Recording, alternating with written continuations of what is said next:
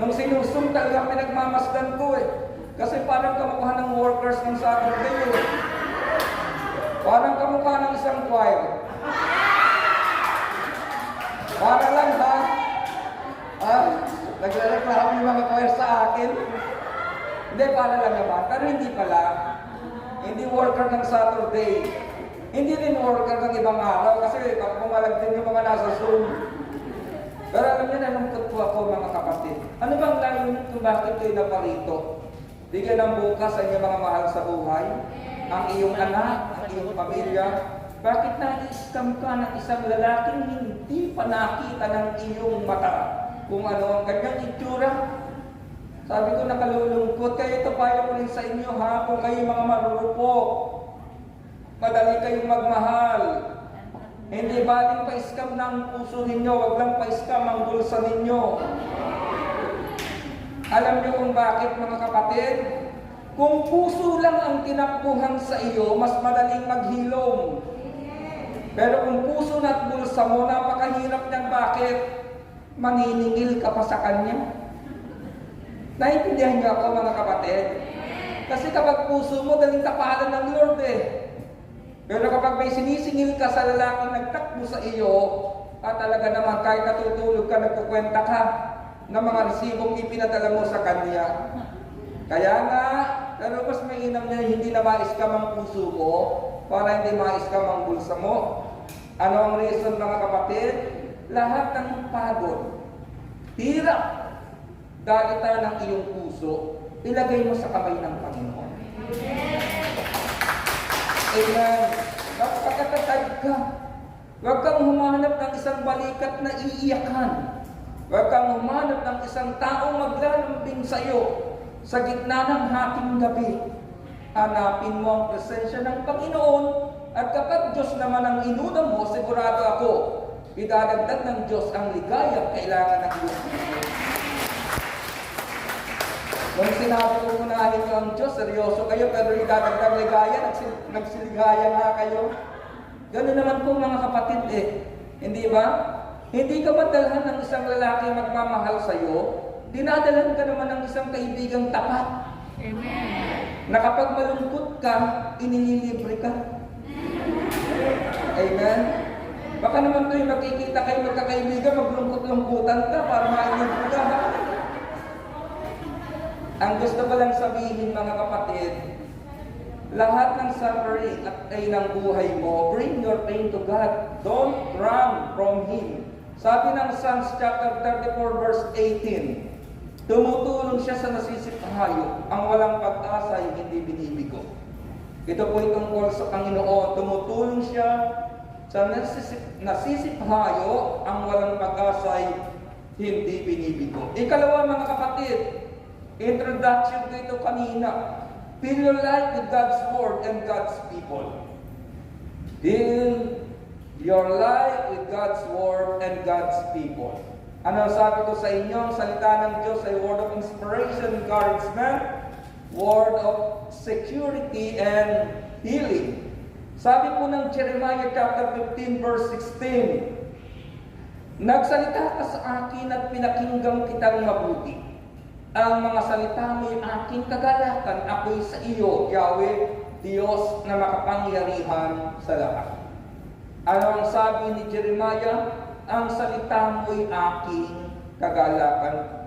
Fill your life with God's Word at ang susunod po ay God's people. Kaya ang tawag sa atin ay prayer partners. Mayroon kang kapanalangin sa panahon ng iyong pagtitiis at paghihirap, may kaibigan kang pwedeng tawagan at sabihin sa kanya, Mare, sister, manalangin tayo sa oras na ito. Hindi po ba mga kapatid? At alam ko, yung mga kaibigan ninyo, bagamat dumaraan ka sa tiisin, nagbibigay sa iyo ng inspiration upang ang mga taong ito ay maghatid ng ligaya sa iyo. Ako po sa preacher, yung mga kaibigan ko, yung malalapit sa akin, mga prayer partners, ginagamit po ng Diyos yan para lalo akong ma-inspire. Ito na, ikwento ko na ha, yung mga kasama ko po sa plot, na sisters ay inspirasyon po ng aking buhay paglilingkod kasi kumagaan yung gampaning ipinagkatiwala sa akin ng Diyos. At karamihan po ng umaakyat ng kapatid, hindi naman nasa mabuting kondisyon ang kanilang pakiramdam. Lalo na ngayon, na-terminate yung iba. At syempre, kapag na-terminate ka, iniisip mo yung pananagutan mo sa iyong mga mahal sa buhay. Meron pong isang sister na umakyat sa plat. Nung unang tingin ko, talagang medyo nahabag ako. Parang itik na bagong ligo. Bagay, hindi nyo naman siya kilala eh. Pero alam nyo, after 3 days, nagbigay siya ng inspiration sa akin. Ang sister po na ito ay diabetic. Nag-i-insulin siya pagkatapos kumain. Pero alam nyo, after 3 days, nagbigay siya ng inspiration sapagkat masyadong energetic ang sister na ito. Masyadong positibo ang kanyang pananaw sa buhay. Kaya nga sabi ko sa aking sarili, kung ako'y malakas at ganito yung aking pakiramdam, dapat ba akong malungkot samantalang may isang kapatid na mayroon siyang pinagdaraanan pero laging masaya at nagbibigay ng enerhiya sa mga taong nakakausap niya? Nakuha niyo mga kapatid? Amen. Sa mundong ito, hindi ikaw ang pinakamahina. Sa mundong ito, hindi ikaw ang pinakamay mabigat na pinagdaraanan. Pero minsan nakalulungkot, may mga taong katawan lang ang mabigat, pero magaang ang pakiramdam. Amen. Ay, sabi lang ito sa akin, sana sinabi mo na lang, magaang na lang yung pakiramdam, huwag mo nang pakialaman yung bigat ng katawan ko. Hindi, di ba meron naman mga ganon? Di ba? Taas ang kamay. Okay. Hindi, gusto ko lang sabihin mga kapatid, yung mga taong itinatabi sa akin ng Diyos, kahit anong sitwasyon, nagbibigay ng saya, minsan malungkot ang kanilang mga puso, nagbibigay po ng inspirasyon, nagpapaligay. Dahil nakikita mo sa kabila ng ganitong karamdaman, nakikita nila ang kilos ng kamay at kapangyarihan ng Diyos. Ang lagunan, kaya nakaka-inspire ang mga taong ito. Fill your life with God's Word and God's people. Ikatlo mga kapatid, kapag dumaraan ka sa pain and suffering, do not be filled with worry. Overflow with worship. Do not fill with worry. Overflow with worship. Huwag mong punuin ang iyong sarili ng kabalisahan. Punuin mo ang iyong sarili ng pagsamba at pasasalamat sa Diyos. Bakit mga kapatid? Ito po ang nadudulot ng worship. Worship changes our perspective. Ang pagsamba sa Diyos, nagbabago ang pananaw natin sa buhay. Ramdam na ramdam po yan ng mga choir, lalo na yung maglilid ng praise and worship. Isang linggong mababait ang mga iyan. Diba? Tama ba ako? Sasabihin ko na sa inyo kung bakit ha. Kasi kung na-assign ka mag-lead ng praise and worship, isang linggo yan na iniisip mo eh. Pinapalangin mo. Kaya kahit nagsusungit ang iyong amo, magpapait ka kasi iniisip mo. Baka pagdating ng Sabado, hindi ako effective, kaya kailangan mapait ako. Kaya kapag ang ating mga choir ay naka-assign na mag-lead and praise and worship, sigurado ako isang linggo mabait yan. Hindi, mabait naman mga kapatid eh. Kasi kung hindi ko sasabihin mababait sila, baka hindi na ako pagkapahinga ngayon. Dati nyo, di ba? Para magkakapatid, nagdudulot ng saya, ano man ang sitwasyon pinagdaraanan ng ating buhay. Worship changes our perspective. Nagbabago ang iyong pananaw. Worship speaks about where our confidence and hopes resides. O sa Tagalog po, ang pagsamba ay nangungusap kung saan nakalagay yung aming pagtitiwala at pag-asa. Kapag sinabi mo, ang buhay walang kabuhay-buhay, yun ang mangyayari sa iyo. Pero kapag nag-worship ka, nagpasalamat ka, sumamba ka sa Panginoon, sa kabila ng mayroon kang kabalisahan sa iyong puso, doon mo inilalagay ang iyong kalagayan. Doon mo inilalagay ang iyong puso. Worship redirects our thinking. Madali nang intindihin yan. Kasi kapag puno ng pagsamba ang isipan mo, talagang makakalimutan mo ang sakit at hirap na pinagdaraanan mo. Worship places the result in God's hand. Tingnan po ninyo yung mga awitin natin, kahit sa misa, hindi ba? Yung lahat ng ating pinagdaraanan, inilalagay natin sa kamay ng Diyos.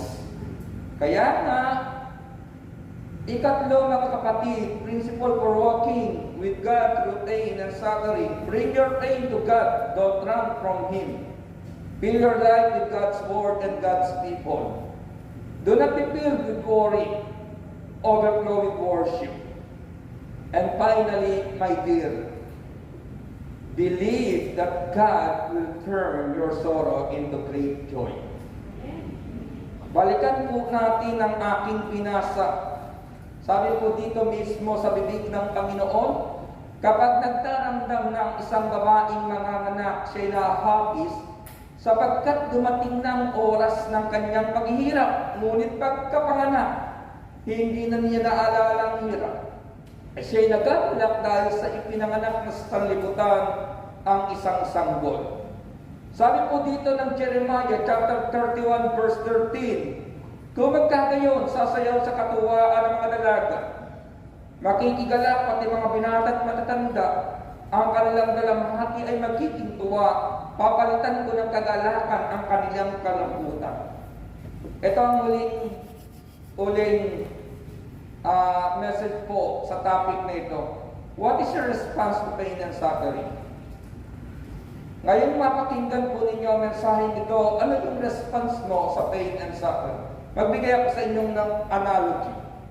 Meron pong isang mahilig mag-eksperimento ang kumuha ng tatlong bagay. Una, kumuha siya ng carrots.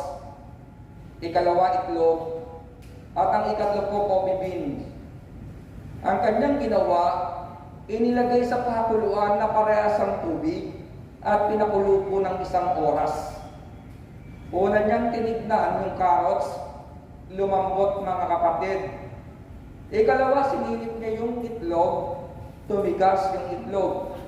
At ang ikatlo, tinignan niya yung isang pakuluan na may coffee beans, nakita niya na nakahalo yung coffee beans doon sa tubig, tinikman niya, nasarapan siya doon sa kape na humalo sa tubig.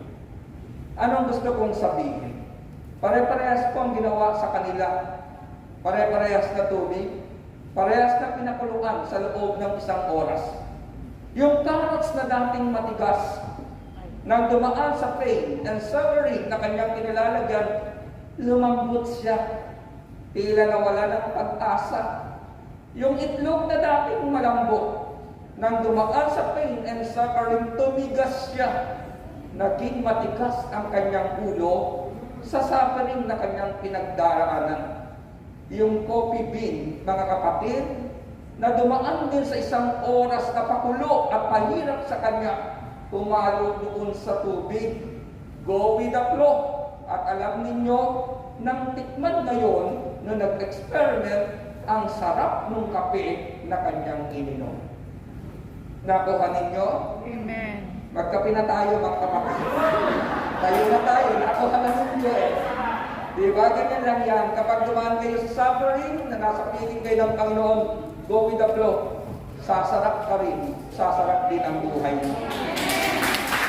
Kung ikaw ang mga prayer request,